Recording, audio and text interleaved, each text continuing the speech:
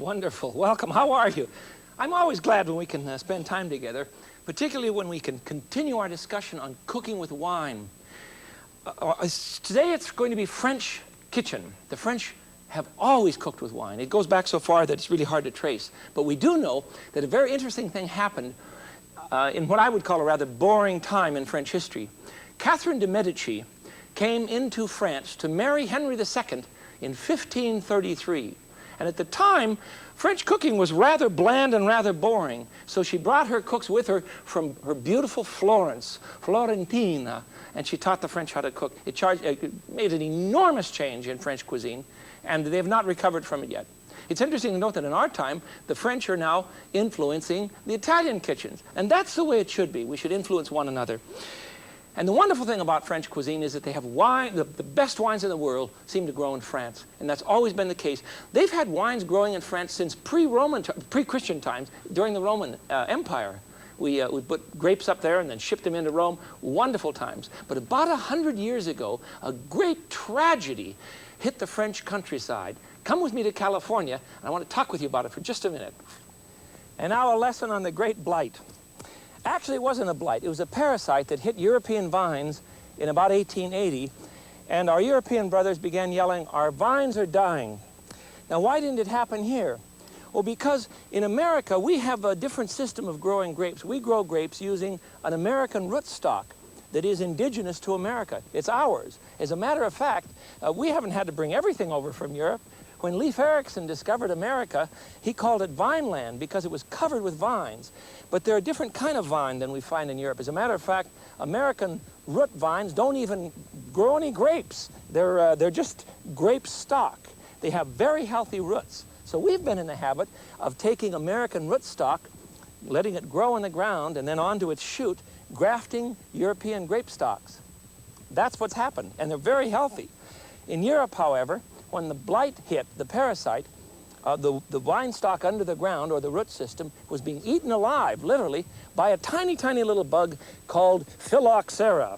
And our vines, which were much older, thousands of years older, the wild vines, you see, were immune to this. So we took our root system over to Europe, and they regrafted, just as we did originally from Europe, they regrafted the root stalks under the ground. On top of the rootstock went the European grape, and everything was saved. It's a marvelous story. Let me show you the difference. You see, our grape stock has a much smaller leaf. This is a European vine. You understand, we're putting the vine on top of our rootstock. And out of this marriage, this wonderful marriage, comes the beautiful grape. Now on both sides of the Atlantic, we're sharing the same rootstock and now the same stems. It's amazing, isn't it, that wine should continue to be shared on both sides of the Atlantic, and now we're really not sure who has which. California makes wonderful wines, Washington State makes wonderful wines, the rest of the country doesn't do too badly, Oregon's good too. But the wines that come in from France have their own particular flavor. It has something to do with the chemistry of the soil, the nature of their fertilizing system. They plow the seeds and the pits back into the soil. And we sell the seeds and pits for animal fodder and then artificially fertilized. Makes a great deal of difference. But I love wines on both sides of the fence. Today we're going to cook, first of all, a very fine ancient French dish called weenies and sauerkraut. I did too say it. No, it's not German. No, it's not American. Originally, and it's certainly much more flamboyant than what we call weenies and sauerkraut. I hate that dish. Originally, what we wanted to cook was a dish called, how does it pronounce in French? I think it's choucroute. Anyhow, it means sauerkraut. And we're going to make pork and sauerkraut today, French style. Wonderful, with a little wine in it. First of all, I've already been cooking away. We'd never make it today. I have prepared for you in a large sauteing pot here some bacon, about 6 slices of bacon. And then I've thrown in, after you chop this up, you see, just saute it until it's barely clear. Then I've thrown in 3 yellow onions and 3 cloves of garlic. Got that? This is for sauerkraut. You don't open a can and just cook it on the stove. That's crude. The French would never do that. The dish is from the Alsace-Lorraine region, which is in the southeastern portion of France, very near the German border.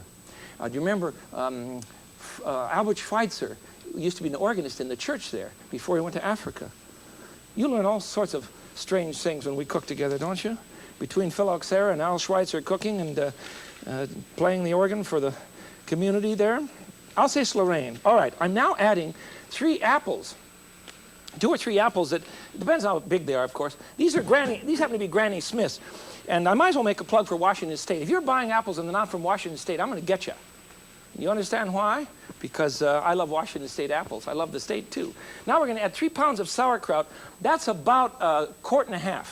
But I want to drain it first. I have rinsed it. Where's my draining pot here? Here it is. I've rinsed the sauerkraut with a little bit of water.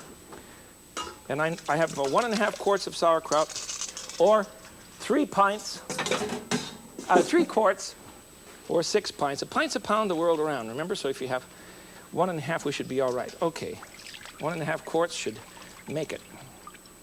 You got that 3 pounds of sauerkraut, or 1.5 quarts. Drain out the water. I've just barely rinsed it. You don't want it too strong. And that will go into the kettle now with our apples, bacon, garlic, and onion. We've pre-cooked the garlic, onion, and bacon, so we're on our way. There we go. Are you still with me? I am too. That's never happened in your kitchen.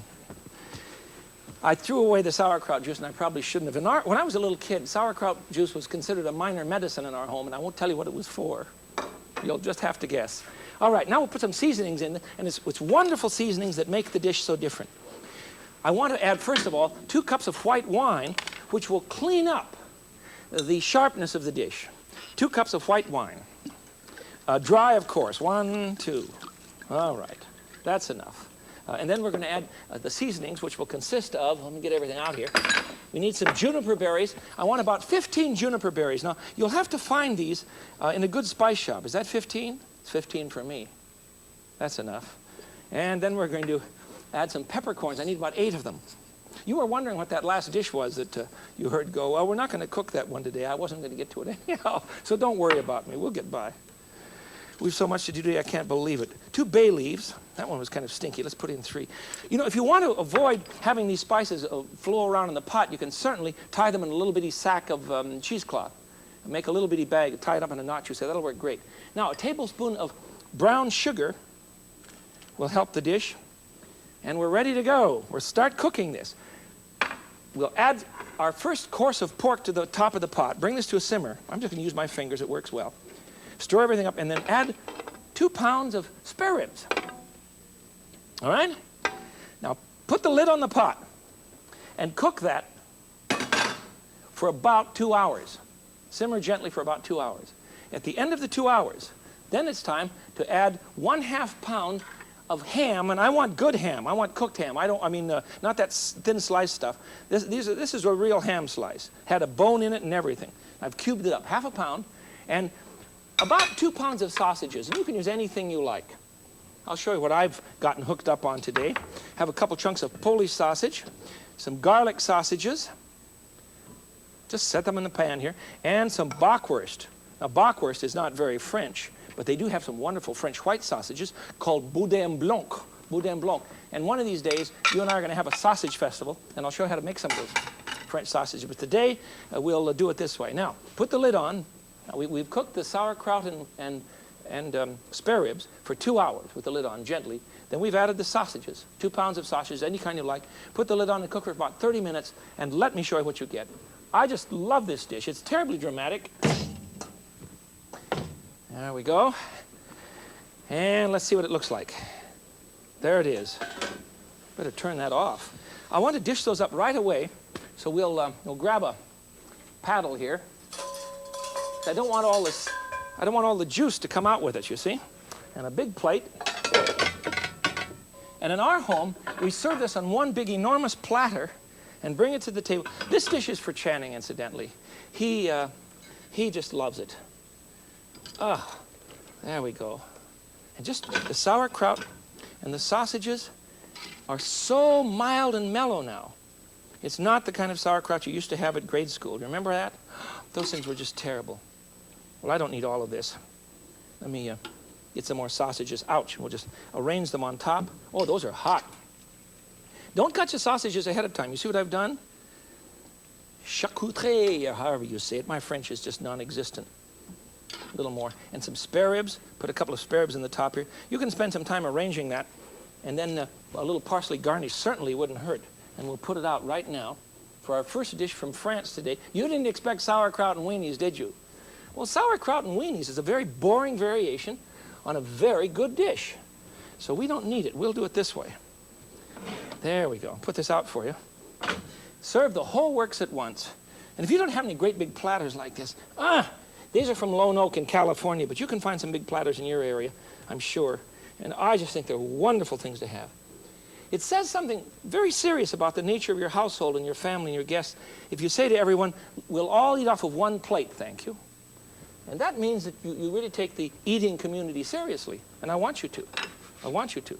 All right, next one. Enough of sauerkraut and weenies. And boy, I'll tell you, this is no sleazy dish. This is a wonderful full meal for the whole household. And you would serve this at a formal dinner party with a glass of wonderful Alsatian wine. And the Alsatian wine that I want to show you is a Gewürztraminer, one of the great grapes from the Alsatian region. And of course, this is French indeed, right on the border between Germany and France. And we also grow one in Washington State. And our Washington State Gewürz is really quite, I shouldn't use the in word on you here. The pop word is Gewürz, you see. This is really a very fine wine. Both of them are just delicious. So you can have either one. But the wine is spicy and fruity, and it will stand up against sauerkraut. You didn't think I could come up with anything to stand up against sauerkraut, but that's it. This is a marvelous, what would you call it, a farmer's meal in that region?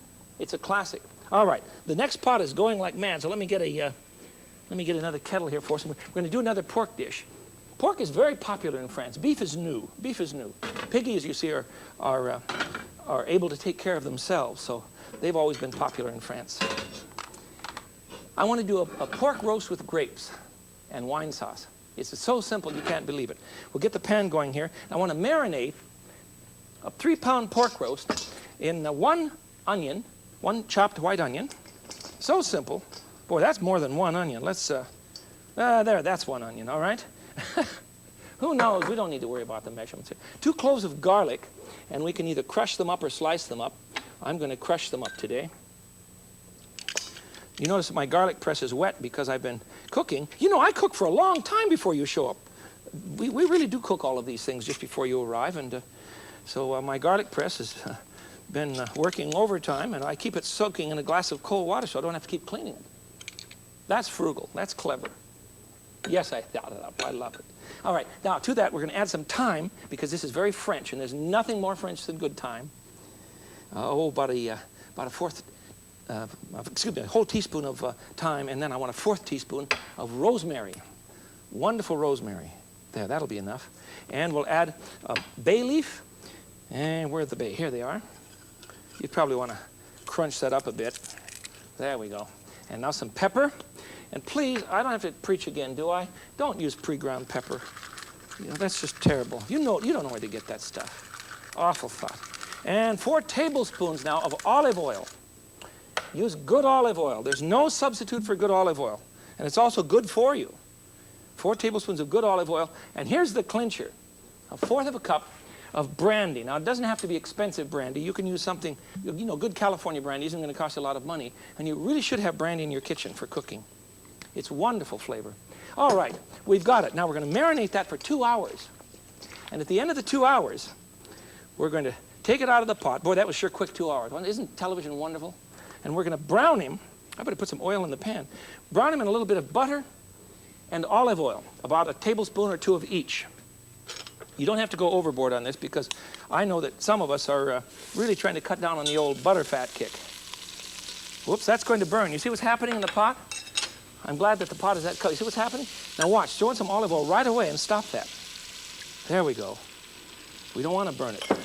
Turn down the pot. Either that or put in the roast, one of the two. That's fine. And in goes the marinated roast, leaving the marinade behind. Wonderful sound. You know, that's not quite 3 pounds. If you caught onto that, you have a very good eye. That's about 2.5. It should be a little bit bigger.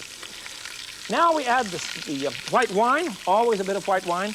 1 cup of white wine to the pot. That'll all calm down in a minute.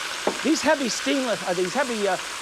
kettles are from France. They're made from cast iron.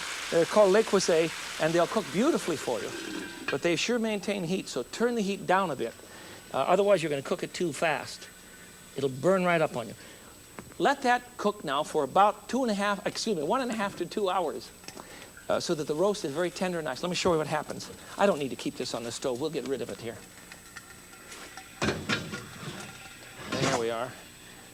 And here's what we have. I've already cooked one for you before you came. Oh, did I tell you to put the marinade in? I bet I didn't. What you want to do is to put the marinade back. Let me show you this step. We missed it.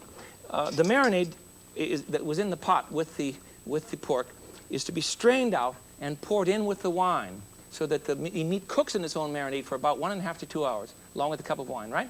Okay, here's the fun part. Here's the fun part. The fun part's finding a spot. There it is.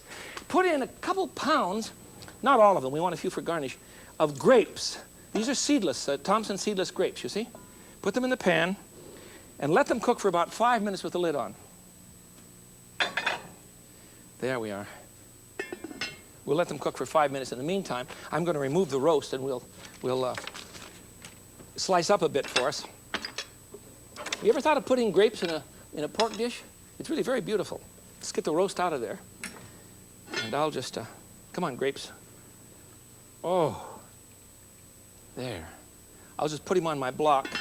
Keep him on a warmed plate, of course. And I'm not going to slice much of this because the friends that eat all of this food, and I know you always ask, who eats all of that food? Well, I have a whole crowd of characters around here that help me and people of whom I am incredibly fond, just terribly fond, and they eat up everything. Sometimes they eat things they are not supposed to eat. There, we'll get that on a big platter now, a good serving platter. Another biggie for our kitchen. How am I going to do this? I have to do it from this side. Just pick it. Oh, boy, that's warm. There we are. That's a nice arrangement. You think that's okay? Let's put that out here, and in the meantime, we'll finish our sauce. The sauce is so simple. We have one other ingredient. We have the grapes. You see? Now we're going to add a 1/2 cup of whipping cream to the pan, and the sauce will be ready. Trying to clear off my block a bit so we can operate here. This is really very attractive, isn't it? Well, it's going to be. Don't laugh yet. It's going to be in just a minute. We'll get the grapes are cooking nicely. So I think we have time to cook these for about 5 minutes in the sauce, you see?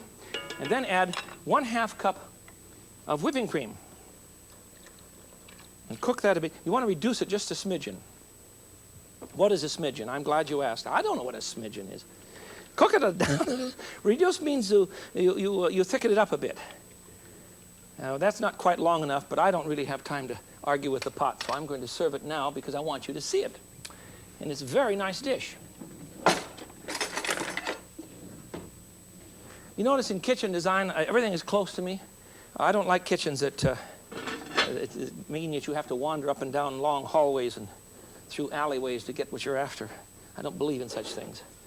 All right, this pot's heavy and hot, but I'm going to put some of the sauce right on the roast. Isn't that just gorgeous? Look at that. Isn't that fun? No, I didn't expect the grapes to stay in the top. No, knock it off. Of course they're going to roll off to the side. But we can put a few on the, when we bring it to the buffet, we'll put a few bright ones on here. Get some more grapes up in the front, huh? All right. I think that's enough. You get the idea, don't you? And a little sauce is served along with a few grapes for each roast, or each slice. And it's very dramatic, and it's very delicious. Your kids will absolutely love it. All right, do we have time for another? We do. Let me see. Where am I going to put this thing? Oh, that won't work. Here we go. The next one is terribly French because we're going to use snails. Now, don't get all put out. If you've not tried snails, you really should. They're very, very delicious. We're going to saute 1 celery root. And this is what you have to do. Here's what a celery root looks like. The celery root is the bottom, you know, the bottom stem of the celery, of course. It's underground. The root comes out this way, and we cut the celery off the top. Now, when you peel one of these, we're going to julienne this, by the way. When you peel one of these, you'll get a nice white vegetable of marvelous flavor and interesting texture. You can find these in any supermarket in our time. I'm going to use a julienne cutter. You've seen me use this. We want them sliced into nice little pieces here. There we go. Okay, I'm not going to do the whole thing, but you understand. Be careful with this device now. You're going to slice your leg off. I think that's enough to start with. So at least you can get an idea of the dish. Cut them into julienne sticks, and this will go into the frying pan with a bit of olive oil. There we are. The pan's hot now. Remember the rule? Hot pan, cold oil, foods won't stick. And you've noticed I'm using Silverstone. Well, that's all right. I use that because you don't need as much oil. Saute the celery root now just for about 5 minutes. You won't need to do much more than that. There we are. And toss that a bit in the oil. All right. Now, while that's cooking down, in the meantime, I'm going to prepare a sauce or a gravy using another pan here. And I'm using a large frying pan because when you want to reduce things, the wider the space that you use, the bigger the pan, you see, the quicker, of course, the liquid is going to evaporate. Does that make sense? I sure hope so. We need half a cup of white wine, the sauce for our snails, half a cup of white wine, half a cup of cream, or half and half. And you know, you can use mock cream for this if you like. You know what mock cream is? It's a very interesting mixture of a little bit of milk and some low-salt, low-fat cottage cheese that you buy at the supermarket. Weight Watchers has a low-salt, low-fat cottage cheese. It'll work beautifully for you. Toss these. I don't want to overcook them. Oh, they're looking good. Fine. That's good. Let's turn those down. As a matter of fact, let's change burners here. There we are. I can get more heat on this back one. I have one burner on my stove that is what I call, you know, the burner, because it gets very, very hot. So that'll bring it up quickly. It's just about done. Now, when you want to make mock cream so that you can cut down on your animal fat intake, simply put a pound of low-salt, low-fat cottage cheese. You don't want a lot of salt in it, you see. That's not going to work at all. Put it in a food blender and put in about half again as much milk. That would be a cup. And let that blend until it's absolutely creamy smooth, and you can use it as a cream substitute. I'm using straight cream because I'm in one of those moods today, but you don't have to do that. All right, I'm going to turn off my celery. I think that's finished. Yes, that's done. All right, now then we're going to add a little bit of cumin, and cumin is our secret here. As the milk and wine is reducing, we're going to add about a 1/4 teaspoon of cumin. I got this recipe. Well, I didn't get the recipe. I think this is what he does. But I tasted something very close to this with lamb and cumin, and I began thinking about strange things. And then I tasted snails with cumin in France, at the city of Bordelais. And it's very, very good. Now, if I can find the snails, here they are. You want 1 cup of snails. You just buy these in a can. The can will say 7 1/4 ounces, of course, rather than 8 ounces. I don't know why we do that, but nothing's ever what you think it is. And put the snails in the... Stop! I heard that. Now, if you've not tasted these, you just calm down. This is a wonderful dish. Wonderful dish. Heat the snails just until they're warm. These are already cooked, you see, if they come in a tin, so you don't have to worry about them. And let them just warm up, and we'll put a little bit of salt and pepper on that. You certainly don't need much. Tiny bit of salt and just a little bit of pepper. All right, these will be served on top of the celery. So as the sauce is reducing, I'll dish up the celery. As we cook with wine in France, wonderful dishes. And you have to ask, who started eating snails?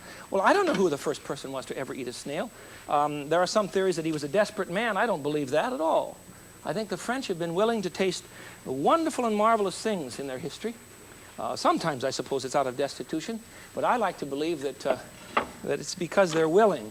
They're willing to try wonderful things. All right, snails now cooked in a bit of cream, wine, salt and pepper, and the wonderful flavor of cumin. And this will now go on the top of our celery root. And it makes an absolutely smashing dish. When this came to the table, I couldn't believe it. When they said on the menu, see, I have to read, I have to guess at my French. On the menu, it said, in French, it said snails with celery. Well, I expected it to be snails with celery. But in Europe, they don't mean snails and celery or snails and celery. They mean the snail comes in celery root, and that's precisely what we got. So there you have it. With this dish, I would serve either the Gewürztraminer or perhaps a good red, and I have a red wine for you. This one, this Roussan Segla, is the favorite of my dear friend and associate, in food, Mr. Tom Jefferson. Now, if you didn't know he was a favorite of this country, he went to France and bought this every year. As a matter of fact, when he died, he was about $40,000 in debt. That's $2.5 million in our time, and most of it was due to his love for wine. Roussan-Seglas still exists. It's a wonderful place. One more thing I must tell you. Talleyrand said that the French have 300 sauces and 3 religions. The Anglo-Saxons, on the other hand, he says, have 3 sauces and 300 religions. Actually, that's true. And most French sauces are based on wine because it cleanses the palate, it supports the food, and it gives you wonderful things. Sauerkraut and sausages, ham with pork with grapes, and snails on top of celery. Wonderful things from the Frugal Gourmet. Until I see you again, I bid you peace. Bye-bye.